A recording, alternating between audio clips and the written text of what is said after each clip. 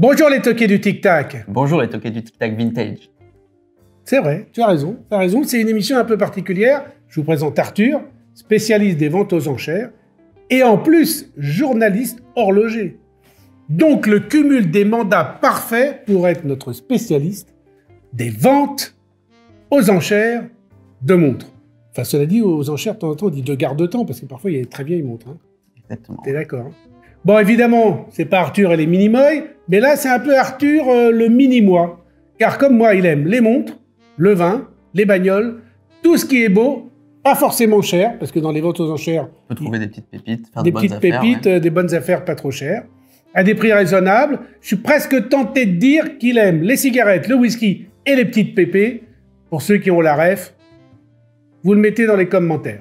Avant de parler de l'état du marché de l'occasion, du marché de la seconde main, du marché de la vente aux enchères, Arthur, est-ce que tu peux nous expliquer, est-ce que tu peux expliquer à la communauté pourquoi le marché de la seconde main, le marché de la montre d'occasion, qu'il s'agisse de vente aux enchères ou de boutiques spécialisées ou de corners dans des boutiques multimarques qui vendent du neuf, pourquoi est-ce que tout le monde parle en ce moment de ce marché-là?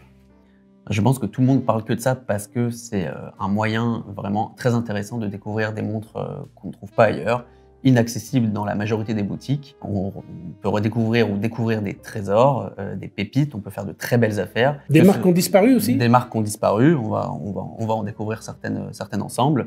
On peut faire des bonnes affaires, mais on peut aussi faire de mauvaises affaires. On peut aussi faire Faut de pas très se mauvaises affaires. faut pas se laisser enflammer. Faut pas se leurrer. D'ailleurs, je ne sais pas si ça peut être un sujet de conseils donnés à tes auditeurs. On l'a déjà fait avec Romarea. Ah, bon bah écoute. Donc, je vous mets l'affiche.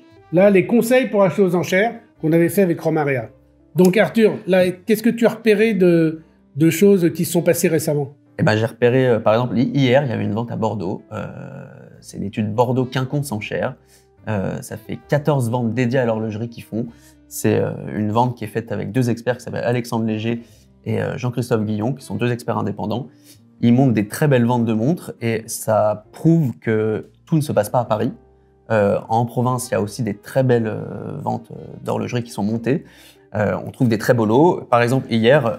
Et ces ventes qui se passent à Bordeaux, quand on est à Paris ou à Lille ou à Lyon, on peut aussi être en ligne. Ou au téléphone. Maintenant, au téléphone. Exactement. La montre est l'objet d'art qui se vend le plus en ligne. Donc, la montre est l'objet qui se vend le plus. Sur le marché de l'art, la montre est l'objet d'art qui se vend le plus sur Internet. Parce qu'Arthur est spécialiste aussi du marché de l'art et aussi du marché du pinard. L'art est riche, l'art, le pinard. On en reparlera parce que c'est aussi un de nos points communs. C'est pour ça que c'est un mini-moi. Ou je suis un maxi-toi peut-être. Ouais, ou plutôt un vieux toi. Ouais. Un maxi-moi, mais très... Heureusement que tu n'as pas dit vieux. Heureusement que tu n'as pas dit vieux. Un maxi, on va bon, dire. vas-y, donne-nous des exemples de Bordeaux, par exemple. Là, je vois alors, hier, il y a eu une très belle vente à Bordeaux. Un chronographe Heuer de 1982. Donc, c'était un chrono Pasadena de pilote. Donc, dans l'esprit des montres Porsche Design, pour ceux qui aiment. Assez recherché pour ceux qui aiment un peu le sport mécanique et la course automobile. Neuf de stock. Estimation base de 3 500 €. Et elles ont été adjugées, ces deux montres, pour 3 600 €. Donc c'est quand même... Neuf de stock. Neuf de stock. Et révisées. Donc ça veut dire qu'elles sortaient du stock sans même avoir été portées. Sans même avoir été portées, oui. C'est ça qui est intéressant, c'est que maintenant, aux ventes aux enchères, ou même dans les boutiques d'occasion, on trouve des montres, ce que j'appelle moi Red de neuf. Exactement. Des montres, et ça, c'est quand même assez... on dit, mint dans le marché. C'est assez particulier.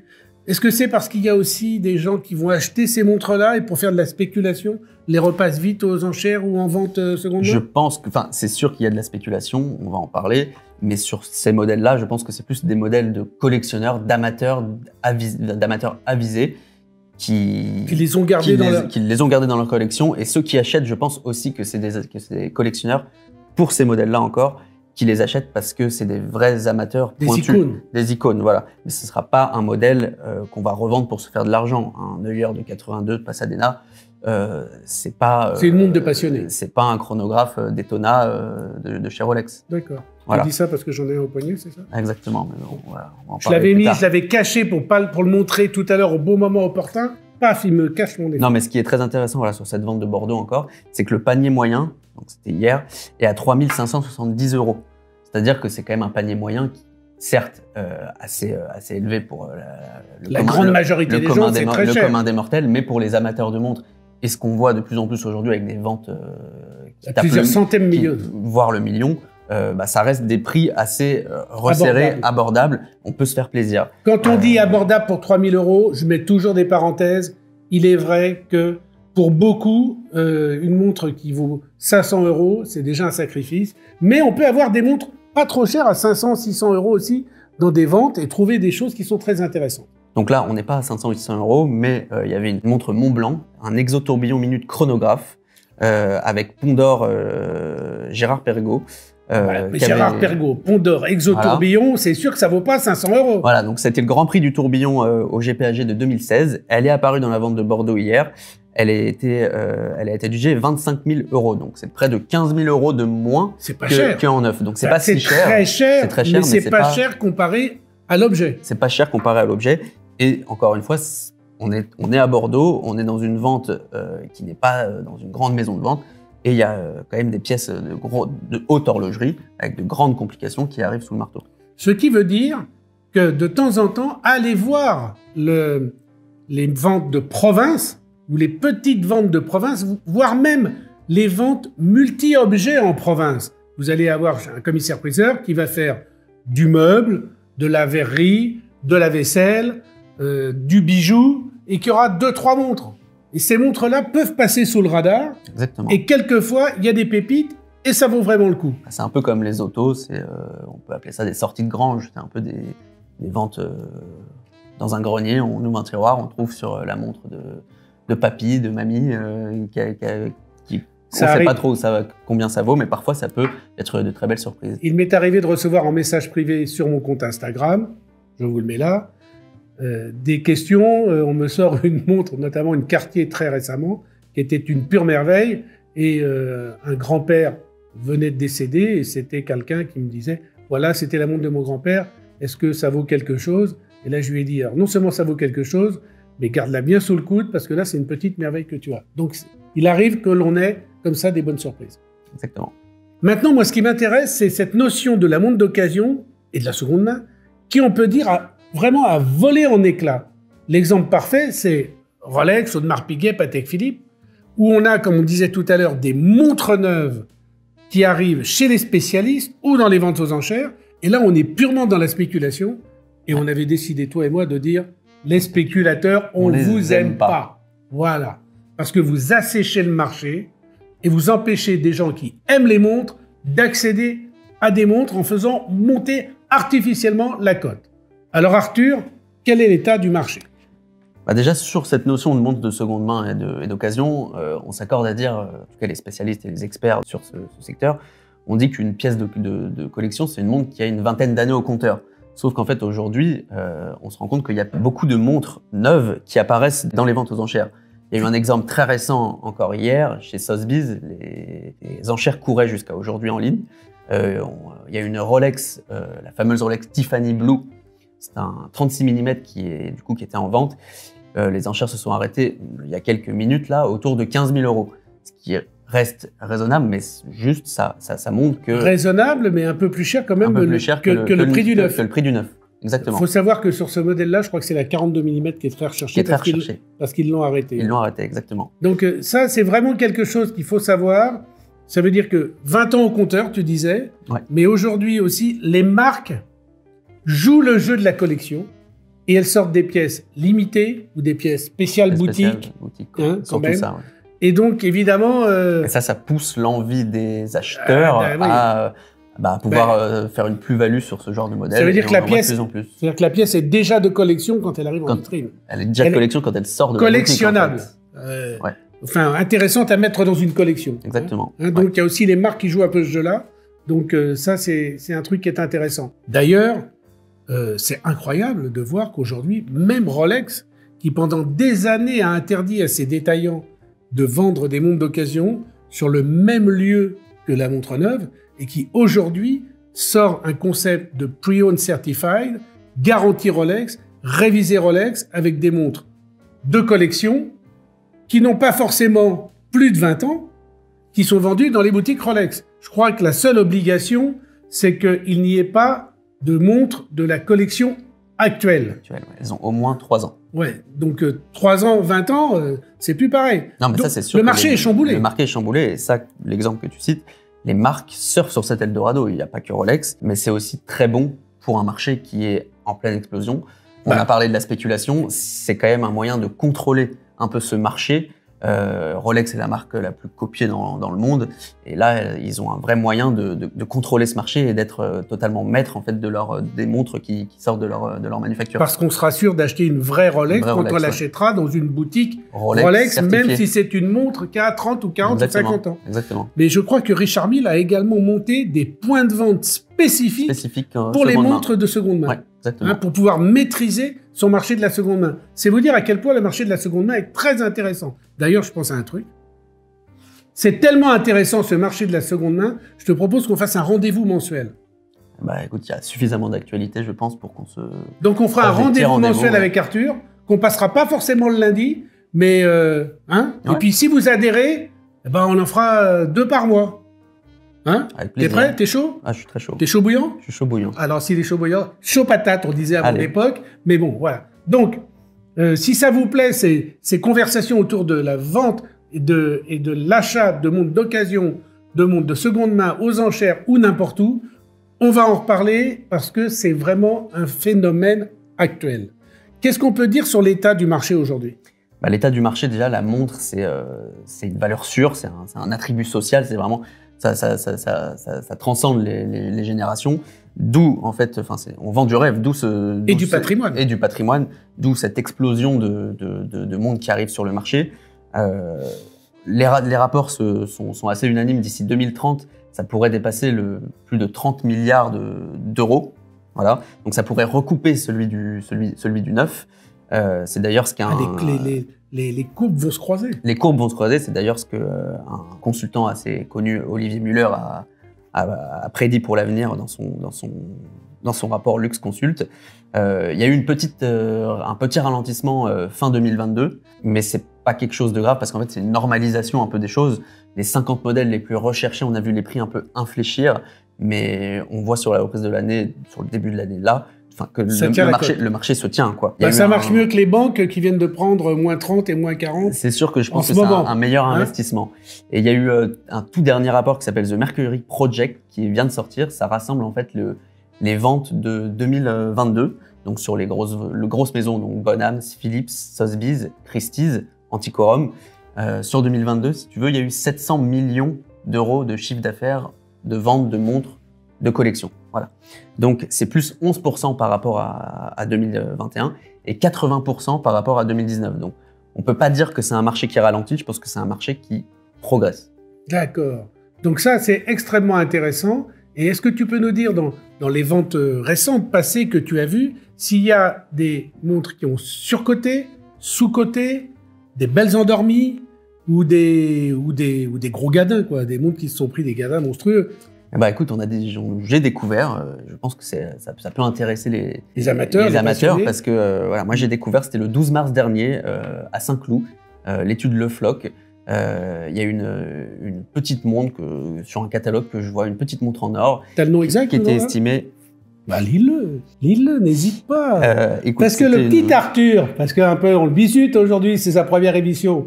Parce que je sais très bien qu'après, dans quelques années, il va te donner des coups de pied comme ça en disant « Casse-toi, Franck Sensé ».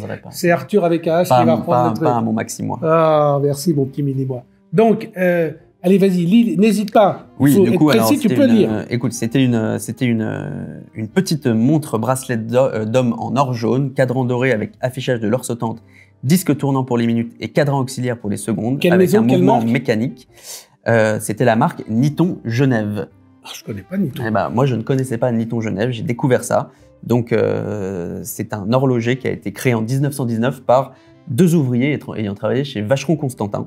Voilà. D'accord. Donc, tu vois, ça, c'est vraiment la montre du spécialiste. C'est la montre du connaisseur. Spécialiste et la montre du connaisseur que je n'étais pas parce que je ne la connaissais pas. Moi non plus, je dois t'avouer que je ne connaissais pas. Et sauf qu'elle m'a tapé dans l'œil parce qu'elle avait ces lignes très typiques qui font penser à la tank de Cartier. Alors, vous mettez la photo, évidemment. Hein.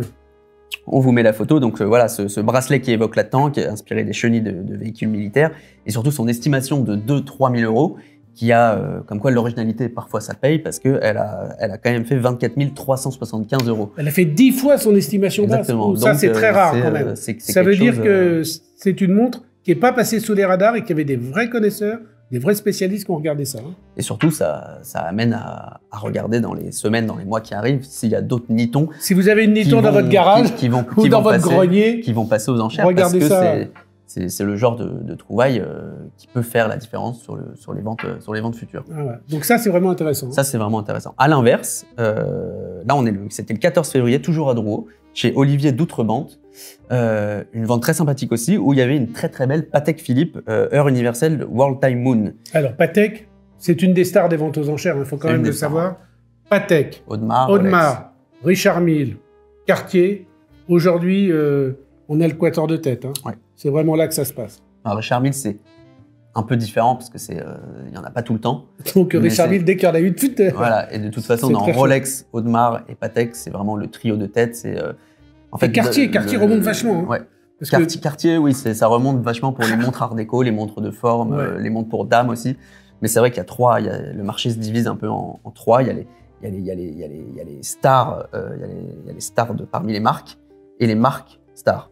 Ah oui, d'accord. Voilà. Donc, chaque icône, en fin de compte, est une star dans la marque. Puis il y a les marques stars. Et puis, on va dire, en outsider, Richard Mille quand il y en a une. Exactement, oui. Et Cartier quand il y a, par exemple, la Chèche qui a fait 1 million d'euros. La Chèche qui a fait 1 million d'euros, oui. La première, une Cartier qui fait 1 million d'euros aux enchères, ça n'existait pas. Non, c'était un record. Là. Et puis les tanks basculantes, qui marchent le feu de Dieu. Les crashs aussi. Ça, très recherché aux enchères. Sur les montres de forme, de toute façon, Cartier sont... Cartier, c'est la maison.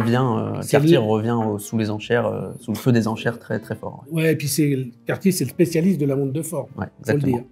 Donc, alors là, du coup, pour Patek, revenir à Patek, donc effectivement, Patek, ça fait partie des best-sellers, pour ceux qui en ont les moyens.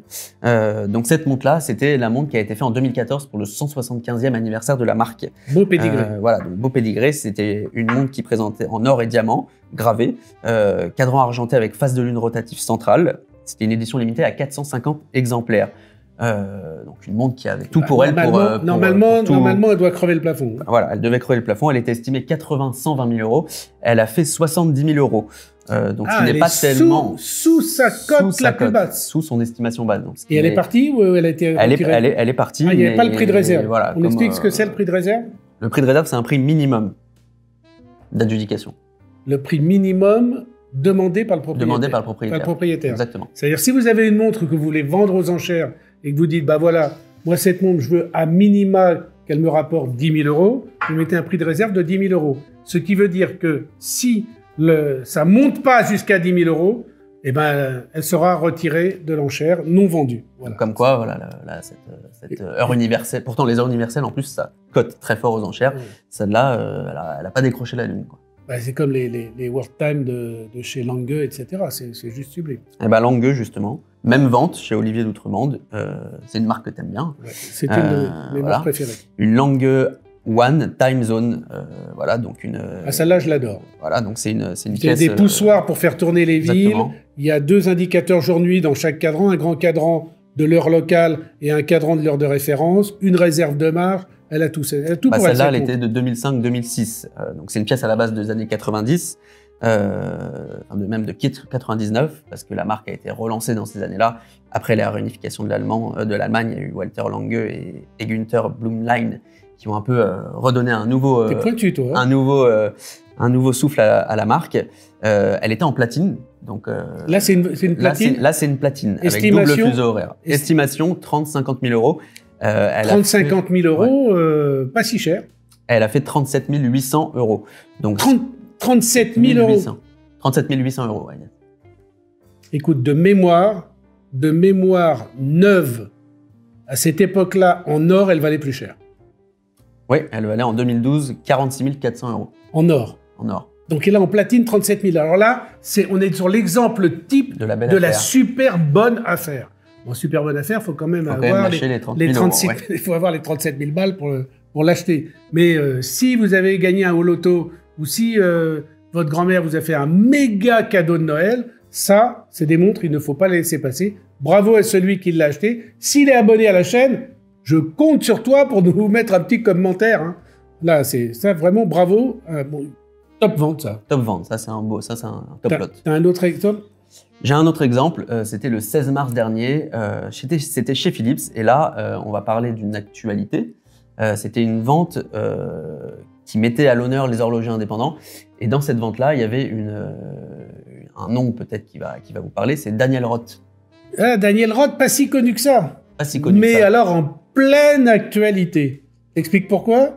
Écoute, d'abord, je vais faire un petit mot sur la vente, Allez. et puis après, on parle de Daniel Roth.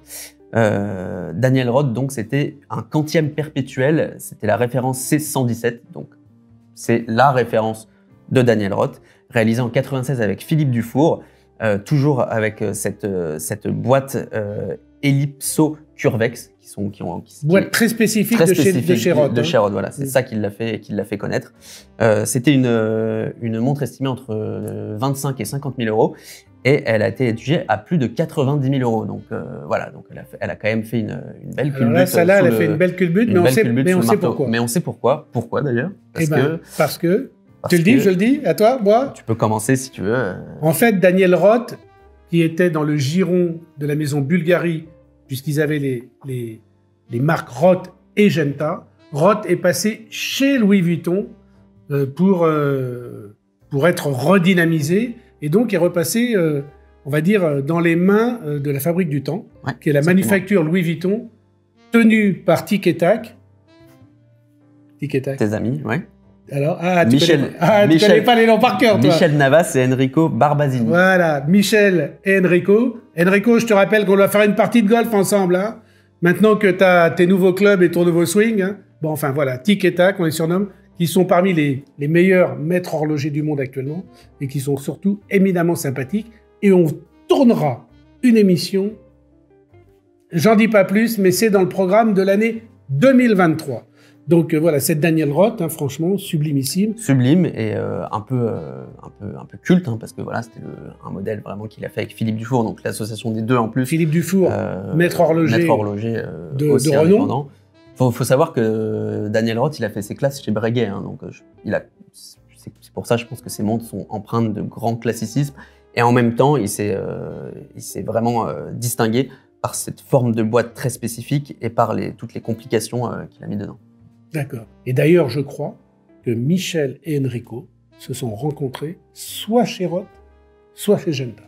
Mais bon, donc à vérifier. La boucle est bouclée. La boucle est bouclée. Alors, on a parlé des ventes passées, mais avant de parler des ventes à venir, je vais faire une petite aparté, un avis à la population des commissaires-priseurs. Le meilleur moyen de voir une de vos ventes passer dans cette émission, ou d'être nommé dans cette émission, c'est de nous alerter en amont sur les petites pépites qui vont passer sous votre marteau. Hein? À bon entendeur, salut. D'ailleurs, vous aurez dans la description l'adresse d'Arthur à MyWatch, hein? Ça veut dire arthur@mywatch.fr. Et puis pendant qu'on y est, on vous met son Instagram sur lequel il n'y a pas encore de montre. Il y a un peu d'art, il y a que de l'art. Parce que ce mec, il est aussi passionné d'art. Donc voilà, et tu mettras, soit tu vas créer un compte pro qui mêlera vin, art, montre, évidemment. D'accord. Bon, en tout cas, voilà son compte privé déjà. Alors maintenant, dans les ventes à venir, quelles sont les 2-3 petites bombasses que tu nous as trouvées? Écoute, j'ai trouvé 2 très belles ventes là. Ça va se passer en mai. La première, c'est chez Antiquorum à Genève. Donc Antiquorum, pionnière des maisons de vente aux enchères sur l'horlogerie. Bonjour Romaria. Bonjour, c'est le copain Romaria, parce qu'on a déjà fait des émissions ensemble. Donc le 14 et le 15 mai. Dans cette vente, évidemment, les catalogues d'Antiquorum sont vraiment très très très exhaustifs, il y a de tout. Mais on ne pouvait pas passer à côté d'une Rolex, et pas n'importe quelle Rolex, la cosmographe Daytona Paul Newman. Donc comme tout le monde sait, c'est une des Rolex les plus recherchées. C'est celle qui a quand même fait le record, un des records de vente aux enchères. En tout cas, pour celle qui appartenait à Paul Newman, c'était en 2017. Elle a fait plus de 15 millions d'euros. 15 millions d'euros, vous imaginez? Mais bon, c'est celle qui portait au poignet, donc c'est un peu... à l'arrière, il y avait marqué Drive Carefully. Oui, Drive Carefully Me, exactement. Hein? Ouais, exactement. C'était une gravure qu'avait fait son épouse. Son épouse, oui, exactement. Très intéressant. Donc celle qui va passer aux enchères là, c'est une montre de 1968. Il faut savoir que la Daytona Paul Newman, la Daytona 62, 63, 62, 62, toutes ces références-là ont été produites de 63 jusqu'à 1987. Donc, il n'y en a pas beaucoup. Et il faut savoir qu'au début, il n'y avait pas beaucoup de succès, en fait. Il n'y a pas de succès. Au début, elles étaient dans les vitrines et personne n'en voulait. Personne n'en voulait. Vous imaginez? J'ai trouvé une info assez rigolote dans un livre d'un de nos copains. De qui? De Paul Miquel. Les montres rares? Les montres rares. Je l'ai. Et ni une ni deux, je vous le montre. Et là, voilà. Oui. Écoute, dans ce magnifique ouvrage, je pense qu'il a trouvé pas mal d'infos. Alors maintenant, Paul, c'est marrant parce que il travaillait à Montry-Rose et il est passé à The Good Life. Et on lui souhaite tout le bonheur du monde là-bas. Des montres rares, très bon livre, très beau cadeau d'anniversaire ou de Noël. Eh ben, écoute, dans ce livre, Paul nous apprend que effectivement la Daytona Paul Newman au début marchait pas du tout et elle se vendait hors taxe au prix de $210. Alors $210 hors taxe, c'est une anecdote que je savais puisqu'elle était dans le livre. Et moi, j'ai regardé combien ça ferait aujourd'hui avec l'inflation. T'as une idée? Autour de 2000 €, je dirais. Ouais, c'est ça, exactement. Ça veut dire que ça ferait une montre Daytona Paul Newman à 2000 €. Bah, écoute, aujourd'hui, celui qui la trouve à ce prix-là, aujourd'hui, c'est pas trop. À ce prix-là, il a même pas une vis pour la lunette. C'est pas trop possible. Donc cette 6241, cette référence 6241, elle est estimée entre 100 000 et 300 000 €, ce qui est l'estimation assez raisonnable. C'est pas du tout raisonnable, mais l'estimation normale pour une telle référence.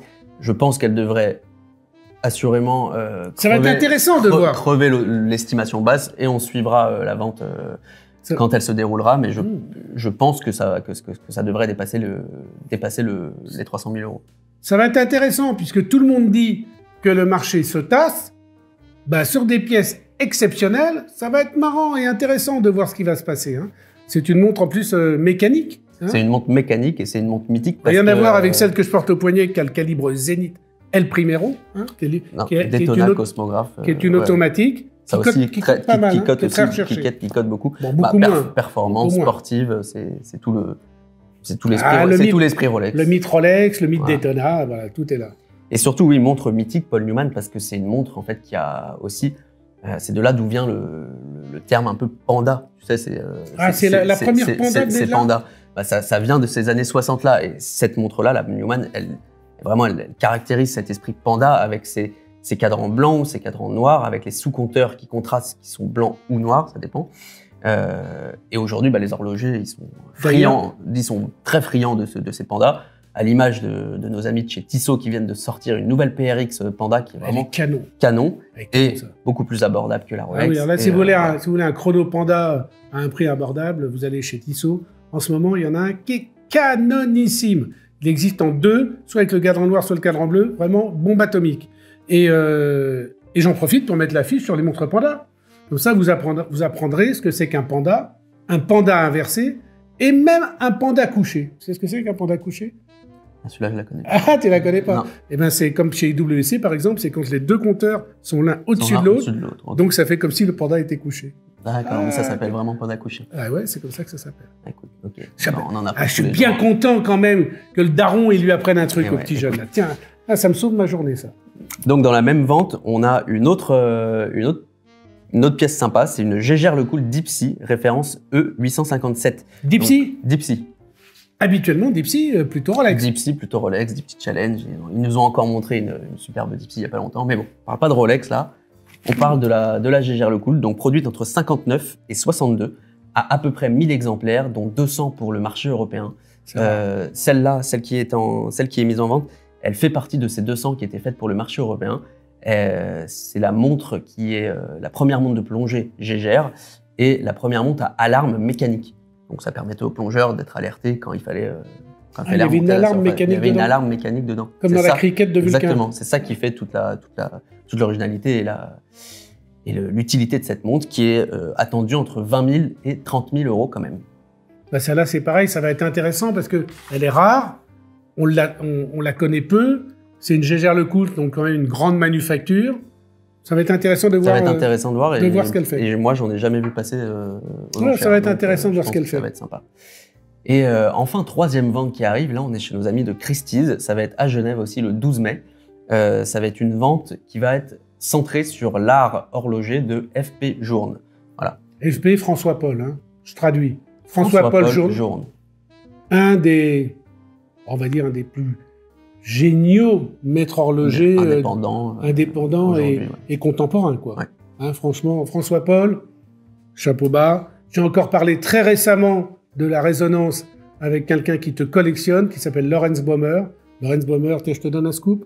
On va faire une émission ensemble avec Lorenz Baumer sur les montres météorites. Lorenz Baumer est un joaillier, créateur incroyable qui tient boutique Place Vendôme et on tournera chez lui. D'ailleurs, je crois que c'est Lorenz Baumer, quand il a vendu 1, 2 ou 3 pièces de sa collection FP Journe, il a une collection de folie. La cote a un peu augmenté. Il a une collection de folie, Lorenz. Mais bon, la cote a augmenté, les prix sont forts, mais comme dit le commissaire-priseur le commissaire-priseur star de chez Philips, Aurel Bax, voilà, il dit que acheter une FP Journe, en fait, ça justifie, enfin, les prix sont justifiés parce qu'on achète une FP Journe et que c'est des montres magnifiques. C'est ce qu'on appelle joindre l'utile à l'agréable. L'utile, parce qu'on a une montre qui, quand même, ne décotera pas, que vous pouvez transmettre pendant des générations et qui fera plaisir toujours à ceux qui la portent. Et puis à l'agréable, parce que dès qu'on tourne la main, voilà, au poignet, on a une montre juste sublime. Et surtout, quand on l'enlève du poignet et qu'on la retourne, voilà, des décorations magnifiques. Comme chez Lange & Söhne, d'ailleurs. Un peu. Les décorations chez Lange & Söhne, mes amis, je vous dis que ça... Les Allemands, ils sont assez forts. Bombe atomique aussi. Donc, FP Journe, évidemment, ça va coter assez fort. On a deux exemples. Les derniers exemples en date, c'était l'année dernière, c'était en 2022 à New York. Il y a eu un chronomètre souverain en platine qui s'est vendu 1,4 million d'euros. Donc, c'est des records. Et un autre tourbillon souverain de 99 vendu pour 1,3 million d'euros. Donc, j'ai converti les prix en euros. Il faut gagner le taux. Donc, je pense que cette vente va faire parler d'elle. Il y aura 40 garde-temps. 40 journes 40 journes. C'est la plus grande vente FP Journe qui sera faite. Et Christie's rouvre le bal de ses enchères pour le printemps. Et du coup, elle démarre fort. Belle vente pour Christie's, bravo. Voilà, belle vente pour Christie's. Il y aura 2 modèles qui sont vraiment très, très, très sympas. Un chronographe ergonomique centrigraphe souverain. Donc ça, c'est en platine aussi. Avec registre centième de seconde, 20e de seconde, 10 minutes, cadran chromé rouge et brasserie en platine. Elle est entendue entre 400 000 et 600 000 euros. Je pense qu'elle devrait faire plus. Voilà. Et ensuite, en fait, François-Paul Journe, tu dois savoir, il a fait des modèles à l'époque quand il a créé sa marque de souscription. Oui, avec des modèles il y avait 20 modèles. 20 modèles numérotés de 1 à 20. Qui est une tradition horlogère ancestrale. Ouais. Hein, chez Breguet notamment. Les montres à souscription. Les montres à tag de souscription chez Breguet. D'ailleurs, les montres à tag de souscription qui sont visibles au musée Breguet qui est Place Vendôme à Paris. N'y allez pas comme ça, passez un coup de fil avant pour savoir si vous pouvez y aller. C'est gratuit et vous avez des magnifiques pièces au premier étage de la boutique Breguet Place Vendôme. Et du coup, en fait, ces pièces de souscription-là, il les donnait à ses amis, à sa famille, à son entourage. Mais avant ces pièces de souscription, en fait, il y avait des pièces pré-souscription, donc avant, qui étaient produites avant. Ça doit être voilà. hyper rare. Donc ça, et là, il y en a une. Il y en a une qui passe. C'est une montre résonance. Le fameux résonance. Voilà, chronomètre à résonance en platine, pré-souscription. Celui-là, il est attendu entre 500 000 et 1 million d'euros, mais avec cette petite nuance qu'il est pré-prescription. À mon avis, il peut exploser. Ça peut même atteindre plusieurs millions. Ça va bien allumer les compteurs, oui. Bon, là, évidemment, tout ça est passionnant. Donc, ça fait une émission un peu longue. Mais comment voulez-vous interrompre un mec comme ça? C'est juste pas possible. Quoi que de temps en temps, je lui coupe la parole. Je sais, c'est mon gros défaut. Oh, pas la peine de revenir là-dessus.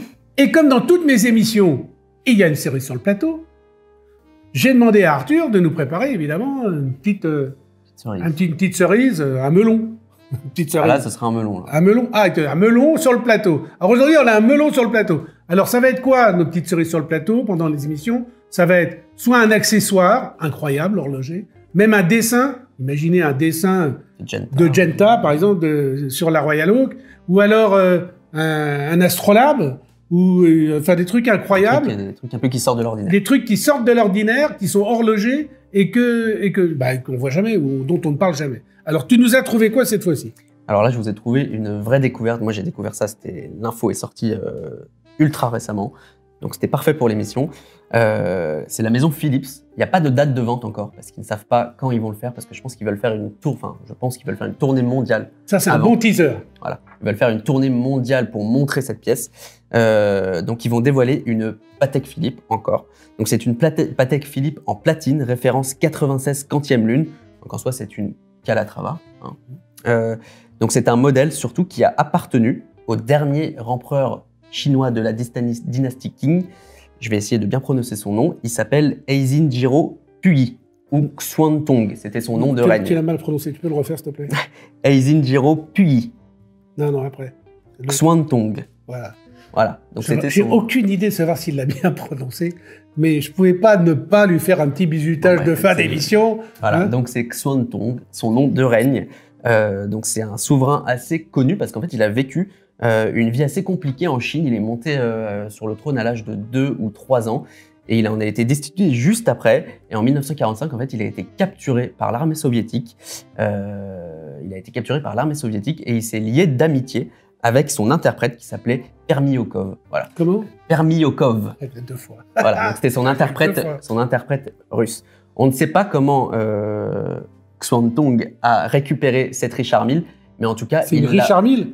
Cette Richard Mille, cette Patek. Je l'ai bien perturbé. Ouais, beaucoup perturbé. Bon. Parce que je pense qu'une Richard Mille pour Xuantong, ça n'aurait pas été. Donc, on ne sait pas comment il a récupéré cette montre, cet empereur chinois, qui a d'ailleurs été popularisé à l'écran en 1987 dans le film Le Dernier Empereur de Bertolucci. C'est lui qui est dans Le Dernier Empereur. C'est son histoire à lui. Sublime. Film Bertolucci, voilà. C'est sa montre à lui. Exactement. Là, c'est une pépite de chez Pépite. Hein. Donc, il a été emprisonné en 1945 par l'armée soviétique rouge et il a confié cette montre Patek à son interprète, Permyakov, qui l'a gardée jusqu'à son décès, lui, en 2005. Voilà. Et elle est arrivée aux enchères. Donc il y a seules 7 références de cette montre-là qui sont connues. Donc ça, c'est la 8e. Et il n'y en a que 2 avec 7 exemples de cadrans-là, 7 configurations de cadrans-là qui existent. Il y en a une qui est au musée de Patek Philippe aujourd'hui. Et l'autre, elle a été vendue à un collectionneur privé en 1996. Évidemment, il n'y a pas d'estimation. Moi, je pense le million minimum. Mais là, voilà, on ne peut pas savoir. On peut pas savoir. Là, ça peut... Surtout, vous imaginez, un Chinois, aujourd'hui on sait que les Chinois sont vraiment de gros collectionneurs horlogers, mais alors le mec qui va pouvoir s'offrir la montre de l'empereur de Chine, à mon avis, il va y en avoir 3 ou 4 qui vont se battre. Là, ça peut monter à une force incroyable. L'exposition, je pense que Philips veut faire. Je pense une exposition itinérante. Hong Kong, c'est quand même une place forte pour les montres aussi. Donc je pense que oui, ça va décoller. Mais je sais pourquoi tu as dit Richard Mille à la place de Patek.